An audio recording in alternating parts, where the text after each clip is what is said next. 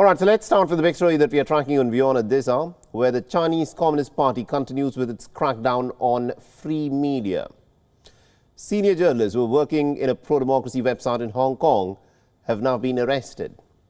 The Chinese authorities claim that the journalists were actually hatching a conspiracy against the state. And Beijing, at this point of time, has provided no evidence. Now, images show Stand News chief editor being handcuffed. The chief editor, Patrick Lamb, was brought to Stand News outlet's office building in handcuffs.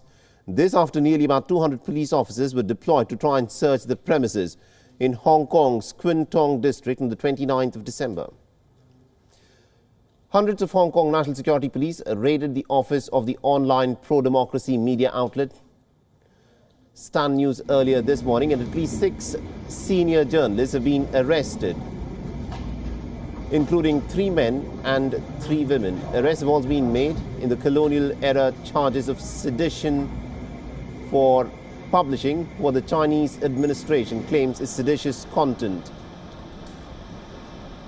Authorities at this point of time have not revealed any details as to what seditious content was being published by this online media portal. The police say that they have a warrant to seize the relevant journalistic materials. This under the new national security law that's been enacted by Beijing since last year. The police has also said that the searches of the residences of the journalists are presently underway. The Stand News posted a video of the police arriving at the residence of Ronson Chan, its deputy assignment editor, who's also the head of the Hong Kong Journalists Associations. And perhaps not surprisingly, Ronson Chan had predicted that Beijing's crackdown on free media was in fact on its way, and this is what the authorities in Hong Kong have been up to since early this morning.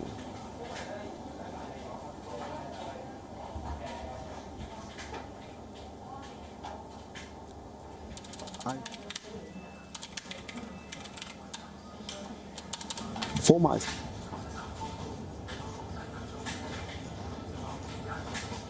I think that the situation and the message is clear from the government that making reports and covering news story will have some criminal result. You may be charged, you may be limited your freedom, whatever. So it's not easy to say that I'm not afraid with the situation.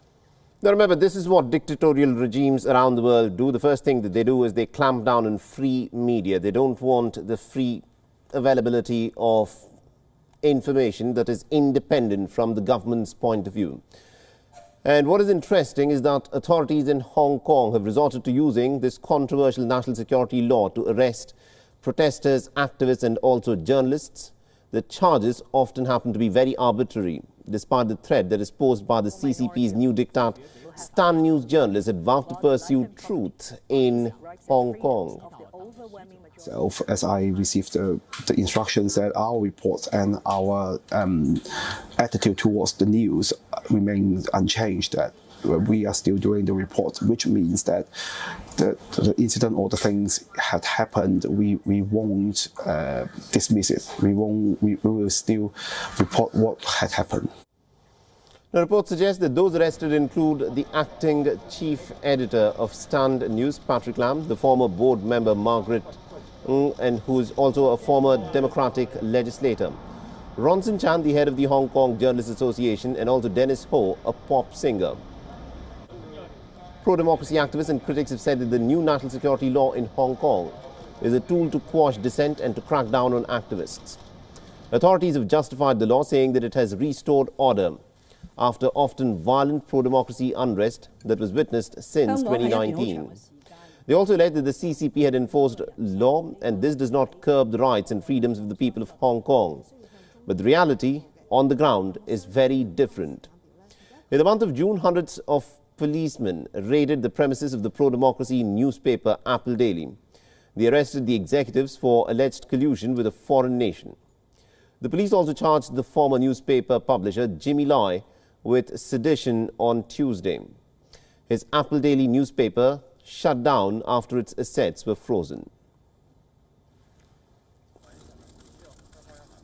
WION is now available in your country. Download the app now and get all the news on the move.